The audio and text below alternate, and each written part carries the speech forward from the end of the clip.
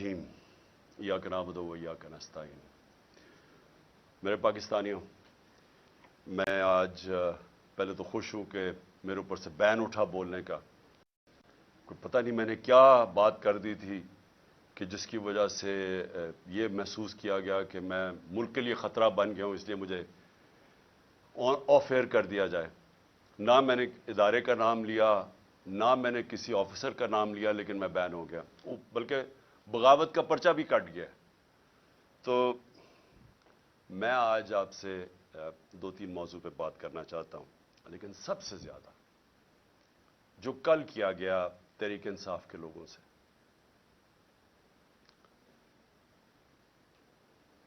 Supreme court president کو اختیار دیتا ہے کہ آپ الیکشن کی ڈیٹ اناؤنس کریں۔ پریزیڈنٹ 30 اپریل کی ڈیٹ اناؤنس کر دیتے ہیں۔ ہم اپنی ریلی کی جو الیکشن کی ریلی لانچ ہے، اس کی ہم کل فیصلہ کرتے ہیں، پرسوں اناؤنس کر دیتے ہیں کہ ہم اپنی ریلی کرنے لگے ہیں الیکشن کے لیے، جس کی ڈیٹ اناؤنس ہو گئی ہے۔ پولیس کے ساتھ بیٹھتے ہیں ایک شام پہلے، پولیس باقاعدہ ساری جو روٹ ہے ریلی کی وہ اپروو کرتی ہے۔ پولیس کے ساتھ بیٹھ کے طے ہوتا ہے کہ یہ ہماری روٹ ہوگی ریلی کی۔ اگلے دن ہمارے کارکن آ رہے ہوتے ہیں، ہماری ریلیز آ رہی ہوتی ہیں، جدھر مل کے میں نے یہ زمان پاک سے نکلنا تھا۔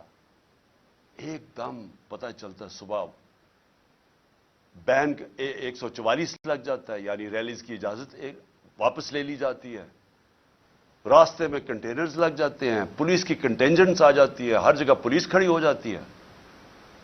اور پھر چلے ہم، اب وہ ورکرز کو کسی کو تو صبح پتہ نہیں تھا، وہ تو رات سے پلان ہوا ہوتا ریلیز۔ اب جب وہ آ رہے ہوتے ہیں، جو سب سے زیادہ تکلیف دہ چیز ہے کہ یہ نہیں کہ ورکرز ان سے کچھ نہیں کر رہے، کسی ہمارے کبھی ورکر کو انسٹرکشنز نہیں دی جاتی کہ پولیس کے ساتھ کوئی فساد میں پڑو۔ ورکرز وہاں آ کے کھڑے ہو جاتے ہیں، جان کے ورکرز کے اوپر واٹر کیننز، وہ پرامن لوگ کھڑے ہوئے ہیں، ان کے اوپر واٹر کیننز چلنی شروع ہو جاتی ہیں، جو پولیس ان کے اوپر چارج کر دیتی ہے ڈنڈوں سے۔ اس کے بعد پتہ چلتا ہے کہ آنسو گیس چلنی شروع ہو گئی ہے۔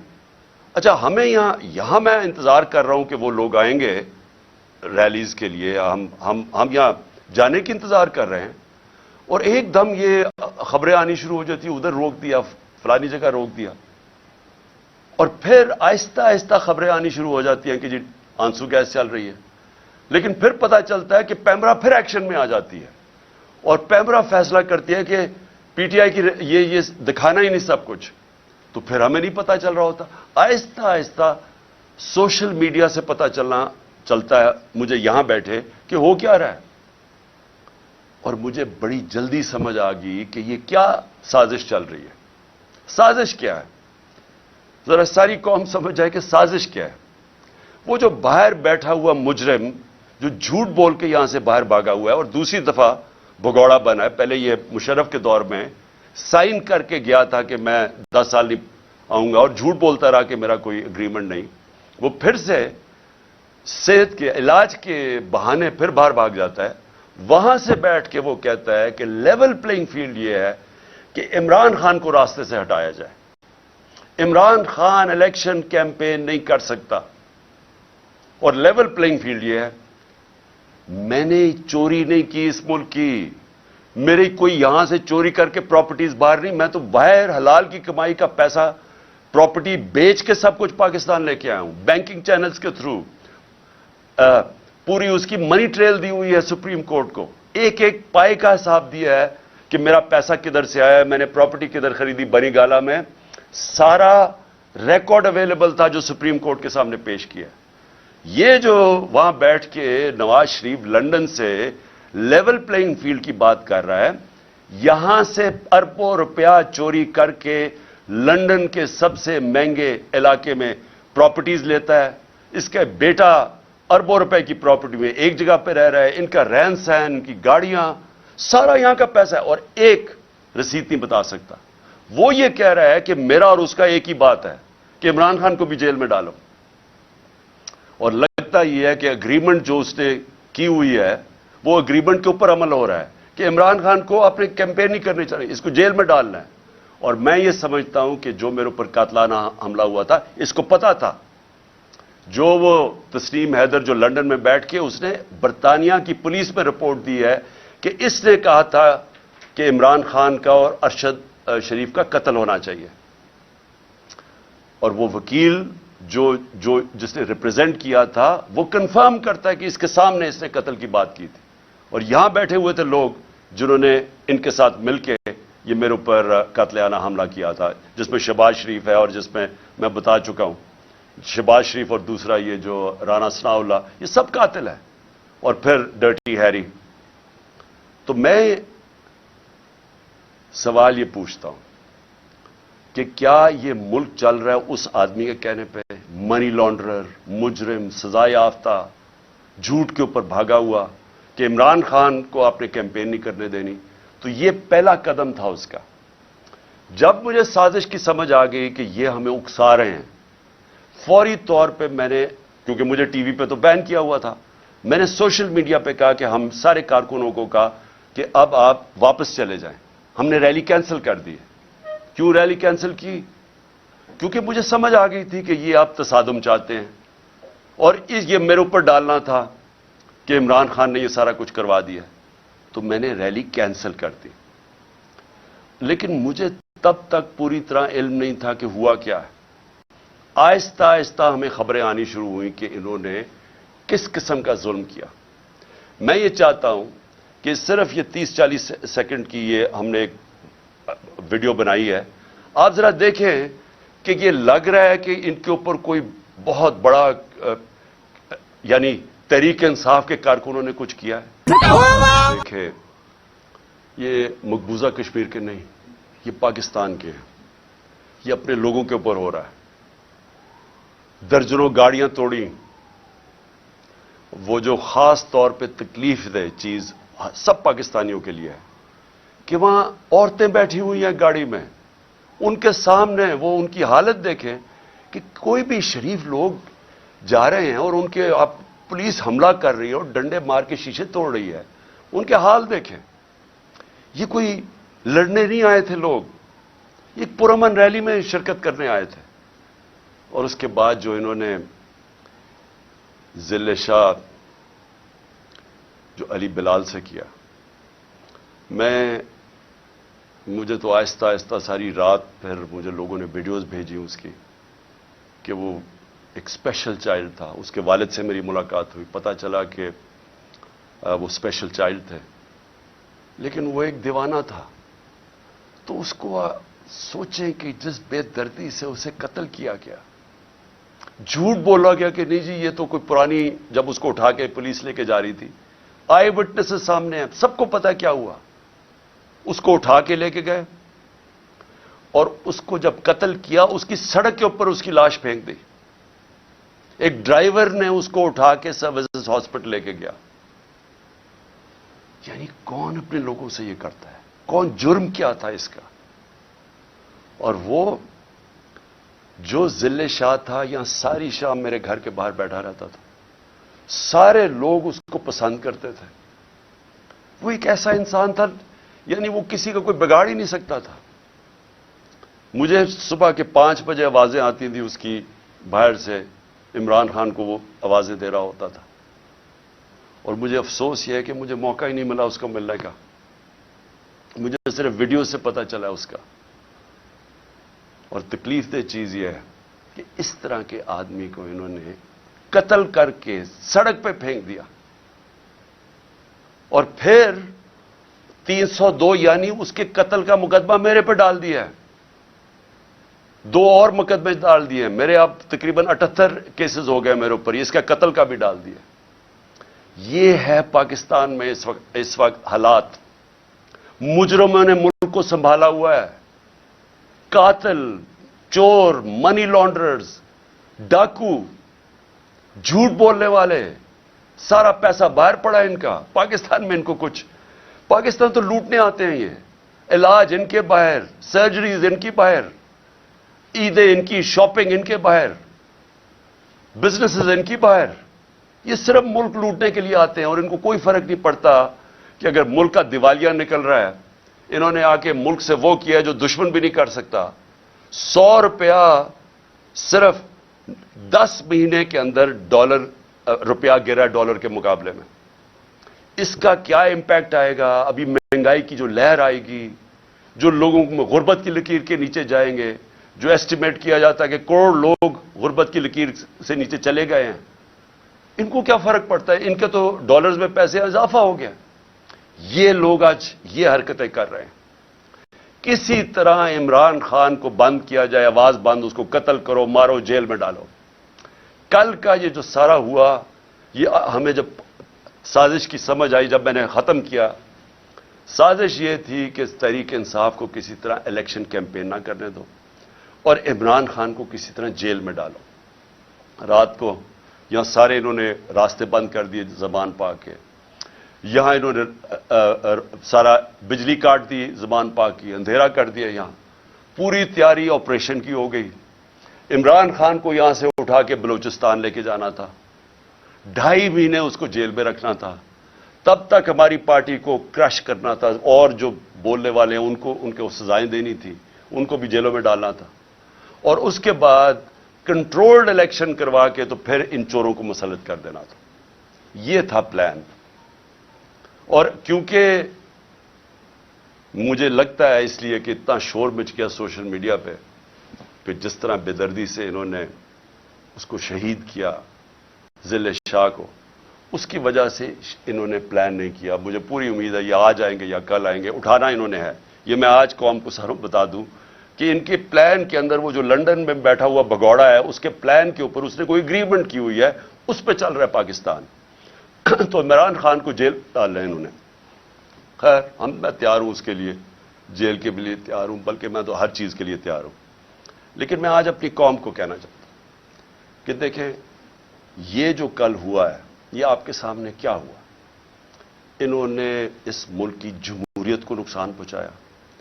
جب الیکشن شیڈیول اناؤنس ہو گیا، یہ کون سی دنیا کی جمہوریت میں ہوتا ہے کہ ایک پارٹی اپنی الیکشن کیمپین کی ریلی کر رہی ہے، لانچ کر رہی ہے؟ اس کے اوپر کون دنیا میں ایسے کر سکتا ہے؟ اور کون سے آفیسرز کرتے ہیں؟ وہ آفیسرز جنہوں نے 25 مئی کو ہمارے پر ظلم کیا تھا. ہم نے الیکشن کمیشن کو لکھ کے دیا کہ یہ جو 23 یا 24 آفیسرز ہیں ان کو یہاں پوسٹ نہ کرو. ہزاروں آفیسرز ہوتے ہیں. الیکشن کمیشن نے ان کو واپس ہمارے اوپر پوسٹ کر دیا اور انہوں نے وہ سارے ظلم کے پیچھے تھے. اور کیئر ٹیکر کا مطلب نیوٹرل ہوتا ہے. میں بار بار اپنی قوم کو بتانا چاہتا ہوں، نیوٹرل کیئر ٹیکر ہوتا ہے، مطلب غیر جانبدار ہوتا ہے.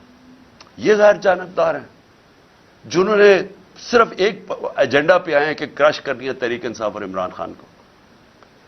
اور میں پھر سے ابھی الیکشن کمیشن کو، ابھی میں بعد میں بات کروں گا الیکشن کمیشن پہ، لیکن ابھی کہتا ہوں کہ دیکھیں یہ آپ کے اوپر سارا پڑ رہا ہے. آپ کیسے ایک اس طرح کا کیئر ٹیکر سیٹ اپ لے آتے ہیں دونوں جگہ پہ، کے پی میں اور ادھر، جو ہمارے مخالف کے اوپر بٹھا دیتے ہیں. یعنی کوئی تو ایک انسان میں اخلاقیات ہوتی ہے، کوئی ایتھکس ہوتی ہے، کوئی اچھے برے کی تمیز ہوتی ہے، کوئی فیئرنس ہوتی ہے، کوئی انصاف کے اندر کوئی تھوڑا سا سوچ ہوتی ہے. یہ کیسے کر سکتے ہیں کسی پہ کہ ایک ایسا چیف منسٹر بٹھا دیا جو جسے قسم کھائی ہوئی ہے کہ کسی نہ کسی طرح اس نے تحریک انصاف کو ختم کرنی ہے. وہ آفیسر سارے وہ بٹھا دیے ہیں. اور پھر اب ایک اور کام ہونے لگا ہے. اب انہوں نے فیصلہ کیا ہے کہ یہ جو بیوروکریٹس ہیں وہ الیکشن کروائیں گے. ریٹرننگ آفیسرز وہ نہیں ہوں گے جو کہ عدلیہ سے لیے جائیں گے، بلکہ بیوروکریسی سے لیے جائیں گے. اب یہ بیوروکریسی کا تو حال دیکھ لیا آپ نے. کیا اسی بیوروکریسی اور یہ جو چیف منسٹر یہ ریٹرننگ آفیسرز اپوائنٹ کرے گا؟ تو یہاں سے پہلے ہی نظر آ گیا کہ یہاں الیکشن میں انہوں نے جس طرح کی دھاندلی کا پلان بنا ہوا. تو میری ریکویسٹ الیکشن کمیشن کو ابھی بھی یہ ہے کہ ریکویسٹ کریں کہ عدلیہ کے ریٹرننگ آفیسرز آئیں، کیونکہ یہاں سے تو کوئی امید نہیں ہے. یہ جو لوگ ہیں ان سے تو کسی کو بھی کوئی امید نہیں ہے کہ یہ جب کیئر ٹیکر یہ بیوروکریٹس لے کے آئے گا تو ان کا تو ایجنڈا واضح ہے. میں دوسری بات اب کرنا چاہتا ہوں. میں اپنے سپریم کورٹ کے لیے اپنی قوم کی طرف سے پیغام دینا چاہتا ہوں کہ ساری قوم آپ کے ساتھ کھڑی ہے. ساری قوم نے آپ کے اوپر امید لگائی ہوئی ہے. اس وقت ملک کے اوپر جو قبضہ ہوا ہے ان مجرموں کا، اور جو لوگ ان کو بیک کر رہے ہیں، ان سے ہمیں کوئی امید نہیں ہے. اب انہوں نے تو سارا اپنا واضح کر دیا کہ یہ کس طرف لے کے جا رہے ہیں پاکستان کو. اور وہ پاکستان کے اندر جمہوریت کا قتل ہو رہا ہے، ہر روز قتل ہو رہا ہے. یہ جو کیئر ٹیکر بنائی ہے، اسی سے ہی سمجھ آئے کہ جمہوریت کیا ہوگی. وہی بتائیں جو کل ایک الیکشن ریلی کے اوپر جو انہوں نے تشدد کیا ہے، تو آپ کو تو پتہ چل جانا چاہیے کہ یہ جو سارے مل کے کر کیا رہے ہیں. لیکن سپریم کورٹ کو سارا پاکستان اور پاکستان کی تاریخ آپ کی طرف دیکھ رہی ہے. اور ہم صرف آپ سے ایک چیز چاہتے ہیں. ہم صرف چاہتے ہیں کہ آپ آئین کے ساتھ کھڑے ہوں. ہم یہ چاہتے ہیں کہ اس ملک میں جو رول آف لا ہے اس کو اپ ہولڈ کریں. امید صرف اب آپ پہ ہے. اور مجھے پتہ ہے کہ آپ کو پورا تقسیم کرنے کی کوشش کی جا رہی ہے. یہ جو مافیا ہے، مافیا کرتا کیا؟ یہ جو جس کو سسیلین مافیا کہا تھا، یہ کون ہے؟ یا یہ لوگوں کو خریدتے ہیں یا یہ لوگوں کو ایلیمنیٹ کرتے ہیں. ان کے اوپر ٹیپس بناتے ہیں، بلیک میل کرتے ہیں، ہر قسم کے ان کے اوپر گند اچھالتے ہیں، ان کو بلیک میل کر کے پریشرائز کرتے ہیں اپنے فیصلے لینے کے لیے. یہ وہ لوگ ہیں. یہ وہ لوگ ہیں جو ٹیلی فون کر کے تو فیصلے کرواتے ہیں ججز سے. یہ وہ لوگ ہیں جنہوں نے ڈنڈے سے اٹیک کر کے سپریم کورٹ کو ایک ایماندار دیانتدار چیف جسٹس کو انہوں نے فارغ کروایا اور پھر رشوت چلائی، باقی ججز خریدے. میں سپریم کورٹ کو آج اپنے سارے ججز کو صرف ریکویسٹ کر رہا ہوں کہ آپ نے آئین کے ساتھ کھڑے ہونا اور جمہوریت کے ساتھ کھڑے ہونا. کیونکہ اگر اس وقت جو ان کی کوششیں ہیں، یہ الیکشن نہیں کروانا چاہتے، یہ الیکشن سے کسی نہ کسی طرح نکلیں گے. یہ قتل کروائیں گے لوگوں کو، یہ بڑے ناموں کو قتل کروائیں گے، دھماکے کروائیں گے صرف الیکشن سے نکلنے کے لیے. یہ ہر بہانہ استعمال کریں گے کہ جی پیسے نہیں ہیں تو پتہ نہیں کیا سینسس ہو گیا تو یہ ہو گیا. یہ ہر چیز استعمال کریں گے کسی نہ کسی طرح الیکشن سے نکلنے کے لیے. کیونکہ الیکشن میں ان کی موت ہے. ان کو پتہ ہے کہ پاکستانی قوم ان سے متنفر ہو چکی ہے، وہ ان کے خلاف کھڑی ہو گئی ہے. سارے بائی الیکشن میں واضح ہو گیا کہ یہ دھاندلی کے باوجود، ساری مشینری استعمال کرنے کے باوجود یہ نہیں جیت سکتے. اس لیے یہ الیکشن سے بھاگ رہے ہیں. اور مجھے خوف یہ ہے کہ یہ کسی نہ کسی طرح یہ مافیا عدلیہ کے اندر پھوٹ ڈال کے اس کو تقسیم کر کے یہ کوشش کریں گے الیکشن سے نکلنے کے لیے.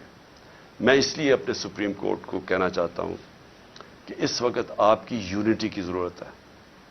آپ متحد ہو کے پاکستان کے آئین کے ساتھ کھڑے ہوں. 5 کے 5 ججز نے کہا تھا کہ 90 دن میں الیکشنز ہونے چاہیے. اب پختونخوا میں دیکھ لیں، گورنر صاحب کہہ رہے ہیں کہ جناب وہ الیکشنز ڈیلے کرنے کے چکر میں ابھی تک انہوں نے اناؤنس نہیں کیا. اور جبکہ سب کو پتا ہے کہ اب ہمارے پاس ٹائم جو ٹائم تھا الیکشن کروانے کا وہ کم ہوتا جا. ہم آگے نکل گئے. 30 اپریل جانا بھی غلط تھا کیونکہ آئین تو اجازت نہیں دیتا تھا، لیکن کیونکہ انہوں نے جان کے سیبوٹاج کرنے کی کوشش کی، 30 اپریل دینی پڑی. تو یہ اس سے بھی آگے جانے کی کوشش کر رہے ہیں.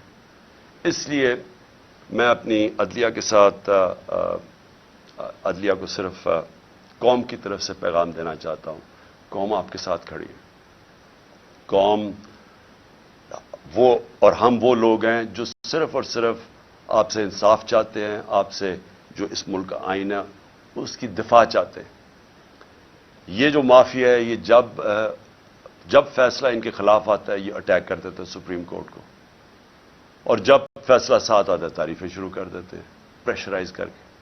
میں آپ کو صرف آخر میں ریمائنڈ کروا دوں کہ جب جو دھاندلی کے اوپر سپریم کورٹ میں کیس چلا تھا 2015 میں، وہ ہمارے خلاف کیا، ہمیں بڑی تکلیف ہوئی. ایک دفعہ بتائیں کہ میں نے اس کی کوئی تنقید کی ہو، ہم نے ایکسیپٹ کر لیا. پھر جب میں نے اپنی اسمبلیز ڈیزالو کی اپریل کے اندر، پچھلی اپریل میں نے الیکشنز اناؤنس کر دیے، سپریم کورٹ میں کیس چلا گیا. سارا جو سپریم کورٹ میں بات چیت ہو رہی تھی وہ ساری ہو رہی تھی کہ الیکشنز میں اب چلے جائیں، اور وہ چلے جاتے، ملک بچ جاتا اس عذاب سے. لیکن الیکشن کمیشنر نے وہاں کہا جی میں 3 مہینے میں الیکشن ہی نہیں کروا سکتا، اور وہ فیصلہ ہمارے خلاف چلا گیا۔ بڑی تکلیف ہوئی ہمیں، ایک دفعہ بتائیں کہ میں نے تنقید کی ہو اس کی، لیکن یہ ہر فیصلہ جو ان کے خلاف جاتا ہے اس کے اوپر یہ بلیک میل کرتے ہیں، نام لے لے کے ججز کے خلاف بات کرتے ہیں۔ اور اس لیے ضرورت ہے سارے ملک کو کہ اگر ہم نے اب آگے جانا ہے، اور اس کی ملک کی بچت ہی رول آف لا میں ہے۔ ملک بچے گا تب جب قانون کی حکمرانی ہوگی، وہ اس کی دفاع کرنی ہے سپریم کورٹ نے، اور ہم صرف آپ سے اپیل کر سکتے ہیں کہ یہ آپ کو ہر پریشر ڈالیں گے، ہر وہ نامعلوم افراد سے پریشر آئے گا، ان چوروں سے آئے گا، یہ رشوت بھی یہ ان کو خریدتے بھی ہیں۔ میں آپ سے ریکویسٹ کروں گا کہ قوم ساری آپ کی طرف دیکھ رہی ہے، اور ہم صرف چاہتے ہیں کہ جو سب نے کہا تھا آئین کے اندر 90 دن میں الیکشنز، اس کے ساتھ آپ کو پوری طرح کھڑا ہونا چاہیے۔ اب میں الیکشن کمیشن کے اوپر اب تیسری بات کرنا چاہتا ہوں۔ دیکھیں، الیکشن کمیشن، مجھے جتنی تکلیف الیکشن کمیشن سے ہے کسی کو نہیں ہے۔ انہوں نے میرے اوپر، آپ نے ایلیگیشن لگائی توشہ خانہ کی، میں آج رائٹنگ میں دیتا ہوں سب کے سامنے، جس وقت یہ عدالت میں جائے گی یہ توشہ خانہ کیس باہر پھینکا جائے گا، کیونکہ مجھے پتہ ہے میں نے کوئی چیز غیر قانونی نہیں کی۔ جو 70 سال سے پاکستان کا قانون ہے اس کے اوپر چلاؤں، سب کچھ ڈکلیئرڈ ہے، اس کے اوپر ٹیکس دیا ہوا ہے، سارا کچھ، سارا ریکارڈ میں اویلیبل ہے۔ لیکن مجھے پتہ ہے کہ اگر یہ توشہ خانہ، کیوں یہ چھپ رہے ہیں، بتا نہیں رہے کہ جی باقی لوگوں کے توشہ خانہ میں کیا ان کی تھی، جس وقت وہ سامنے آئے گا قوم کو پتہ چلے گا کہ توشہ خانہ میں باقی لوگوں نے کیا کیا ہے۔ باقی حکم، جو پرائم منسٹرز تھے، جو پریزیڈنٹس تھے، جو آرمی چیفز تھے، یہ کیا کرتے رہے توشہ خانہ کی گفٹ سے۔ وہ انشاءاللہ اگر یہ پورا کیس کھلے تاکہ پتہ تو چلے لوگوں کو توشہ خانہ کیا ہے۔ تو مجھے بڑی تکلیف ہے کہ میرے اوپر انہوں نے، کردار کے اوپر انہوں نے یہ جو اٹھایا ہے الیکشن کمیشن نے، اور پھر فورن فنڈنگ، یہ بھی ہمیں گھسیٹا ہے میڈیا ٹرائل کے تھرو۔ پتہ چلا وہ فورن فنڈنگ ہی نہیں ہے، اب پتہ چلے پروہیبٹو فنڈنگ ہے۔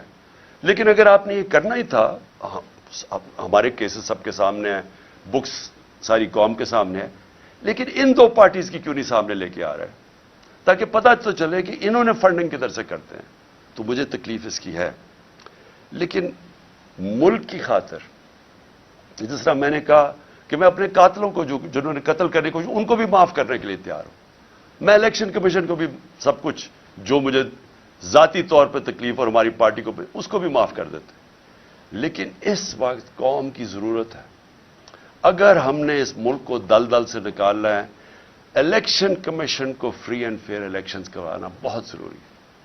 اگر یہ نہ ہوا یا انتشار ہوگا، میں آپ کو بتا رہا ہوں کہ اگر یہاں اس الیکشن کو صحیح طرح نہ کروایا گیا، اور اس میں جس طرح کی دھاندلی پلان کی جا رہی ہے، یہ جو کیئر ٹیکر ہی ہے، یہی دھاندلی ہے، کیونکہ کیئر ٹیکر تو ہوتا ہے غیر جانبدار، یہ تو بالکل دشمنوں کو اوپر بٹھا دیا ہے، تو یہی دھاندلی ہے۔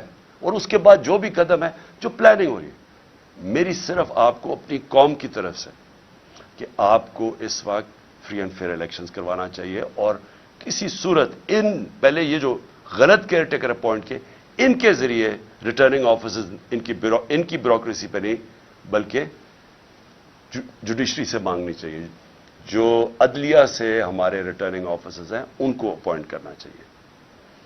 اور پھر آخر میں میں اپنی قوم کو ایک پیغام دینا چاہتا ہوں۔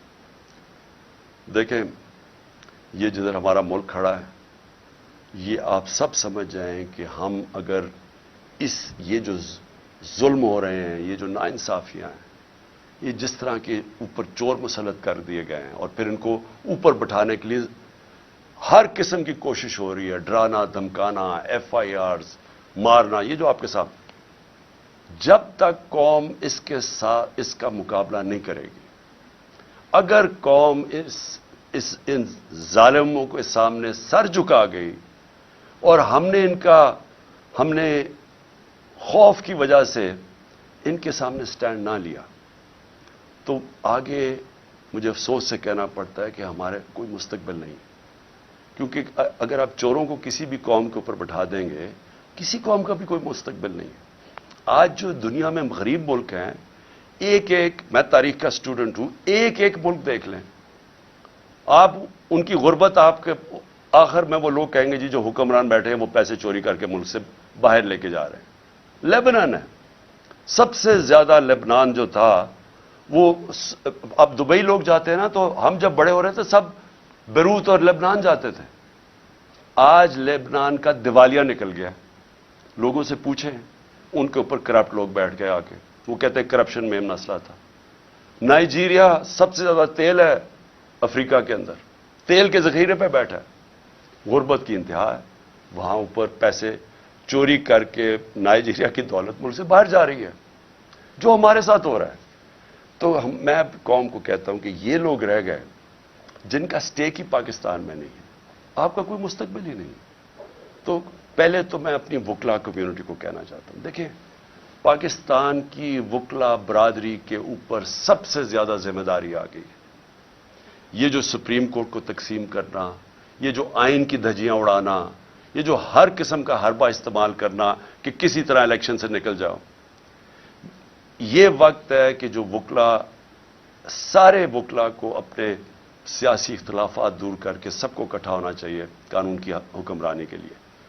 آپ نے پاکستان کی تاریخ بدلی تھی جب وکلا کمیونٹی ساری کھڑی ہو گئی چیف جسٹس کی بحالی میں، جس میں نے بھی شرکت کی، میں جیل میں بھی گیا، پہلی دفعہ میں جیل، اور ایک ہی دفعہ جیل میں گیا ہوں، تب دوسری کی تیاری کر رہا ہوں ابھی، تو جیل میں بھی گیا صرف اپنی ایک آزاد عدلیہ کے لیے اور ایک رول آف لاء کے لیے، اور ہم نے، ہماری پارٹی چھوٹی سی تھی، پوری طرح شرکت کی۔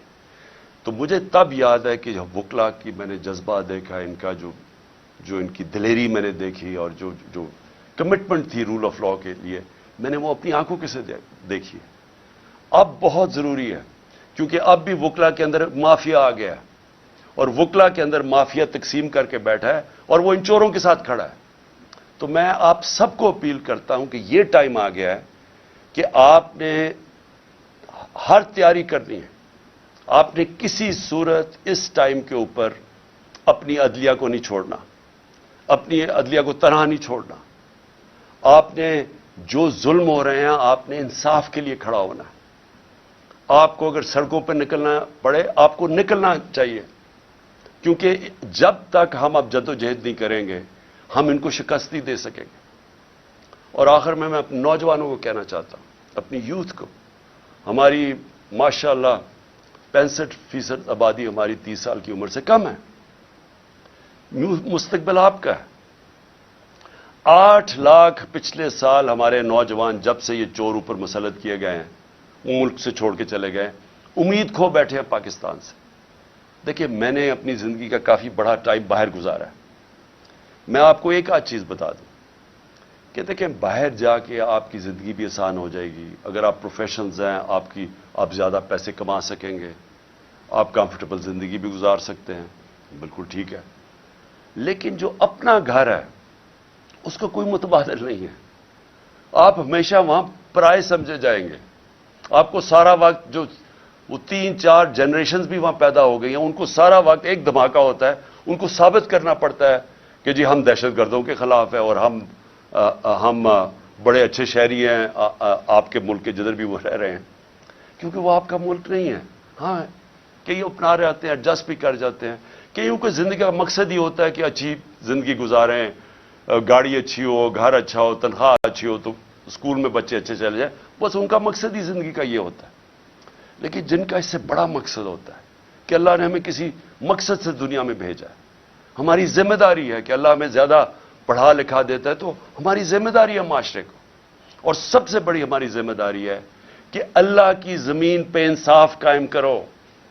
میرے نبی صلی اللہ علیہ وسلم نے پہلی چیز مدینہ کی ریاست میں عدل اور انصاف قائم کیا تھا، پھر خوشحالی آئی تھی، پھر عروج آیا تھا، پھر انہوں نے ایک جمہوریت قائم کی تھی۔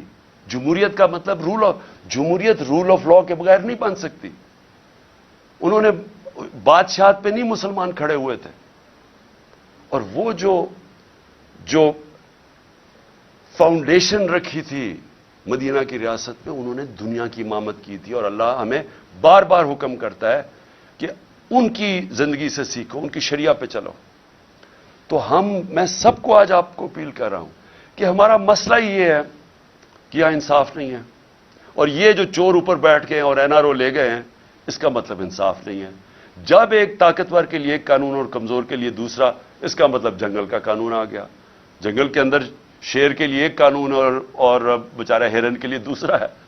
تو ہمیں پاکستان کو ایک وہ جو اسلامی ریاست جو بڑی خواب کے نام پہ بنی تھی، اس کی بنیاد انصاف ہے. اور انصاف کے لیے جب آپ کھڑے ہوتے ہیں، اس کو جہاد کہتے ہیں. اور اور انصاف تو کمزور چاہتا ہے، طاقتور تو اپنے آپ کو قانون کے اوپر رکھنا چاہتا ہے. تو جب طاقتور کے سامنے کھڑے ہوتے ہیں، یہ ہوتی ہے انصاف کی جنگ، جہاد. حضرت ابو بکر، حضرت عمر، حضرت علی، ان کی پہلی جب وہ خلیفہ بنے تو پہلی چیز انہوں نے کیا کی کہ میں طاقتور کو قانون کے نیچے لے کے آؤں گا، انصاف قائم کروں گا. ہمارا مسئلہ ہی ناانصافی ہے. اور اس کے لیے جو ظالم ہیں، یہ جو سب ملے ہوئے ہیں، یہ جو سارے ان کے سہولت کار اور یہ جو منی لانڈرز اور جو ڈاکو سب اکٹھے ہوئے ہیں، ان کا صرف ایک مقصد ہے کہ یہ انصاف نہ آنے دو. عمران خان کو میری کیا لڑائی ہے ان سے؟ لڑائی یہ ہے کہ یہ وہ چیز کہہ رہا ہے کہ اس ملک میں اگر انصاف آیا تو جو ہم یہاں عیاشیاں کرتے ہیں، پیسہ چوری کر کے باہر، بڑے بڑے گھر، قانون سے ہم اوپر، یہ اس سے ڈرے ہوئے ہیں. ہر آدمی جو انصاف سے ڈرتا ہے، ہر آدمی جو چاہتا ہے کہ ہماری اسپیشل پریولیج ہو، وہ ہر آدمی اس وقت ایک طرف کھڑا ہو گیا ہے اور کوشش کر رہا ہے. ان کو عمران خان نظر آ رہا ہے کہ کسی طرح اس کو تو فارغ کرو.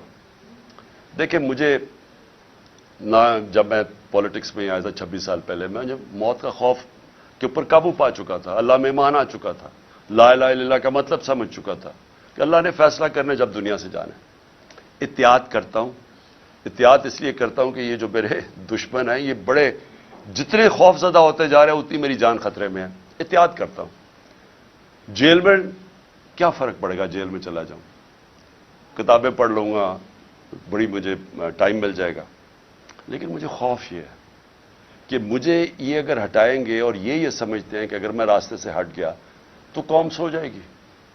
ان کا یہ خیال ہے کہ اگر عمران خان کو ہٹا دیا جائے تو نہ یہ کیمپین کر سکے، کچھ کرے گا تو تحریک انصاف بھی آہستہ آہستہ ختم ہو جائے گی. اور یہ جو لوگ ہیں انہوں نے تو پھر سے قبول کر لینا جو بھی ہو. تو اس کے اوپر میری جان بھی خطرے میں ہے اور یہ مجھے جیل میں ڈالنا چاہتے ہیں. آپ کو میں صرف یہ کہنا چاہتا ہوں کہ آپ نے یہ فیصلہ کر لینا ہے کہ عمران خان ہو یا نہ ہو، آپ نے اپنی حقیقی آزادی کی جنگ لڑتے رہنا ہے. یہ جہاد ہے آپ کے لیے اور اسی میں آپ کا مستقبل ہے. اگر یہ ہم کامیاب ہو جاتے ہیں اس ٹائم پہ، یہ ملک بدل جائے گا. جو میں نیا پاکستان کی بات کرتا ہوں، وہ نیا پاکستان آ جائے گا آپ کا. اس راستے پہ ہم نکل جائیں گے. لیکن ظلم کے نظام پہ کبھی بھی کوئی معاشرہ اوپر نہیں جا سکتا. کفر کا نظام چل جائے گا، ظلم کا نظام نہیں چل سکتا. حضرت علی کا قول ہے. یہ نظام کبھی بھی نہیں چلے گا. اور آپ کے سامنے جدھر ہم گر چکے ہیں، آپ کو پتہ ہے کہ کیوں ہے. کہ جب آپ ان چوروں کو این آر او دے دیں اور بیچارہ غریب آدمی جیلوں میں رہے تو اس قوم کی تو کوئی مستقبل نہیں ہے. اس لیے جو بھی مجھے پکڑتے ہیں، آج پکڑتے ہیں، کل پکڑتے ہیں، میں ساری قوم کو یہ کہتا ہوں کہ آپ نے اپنے حقوق کے لیے سڑکوں پہ نکلنا ہے. جانوروں اور بھیڑ بکریوں میں یہ فرق ہوتا ہے، بھیڑ بکریاں سارے ظلم سہ جاتی ہیں.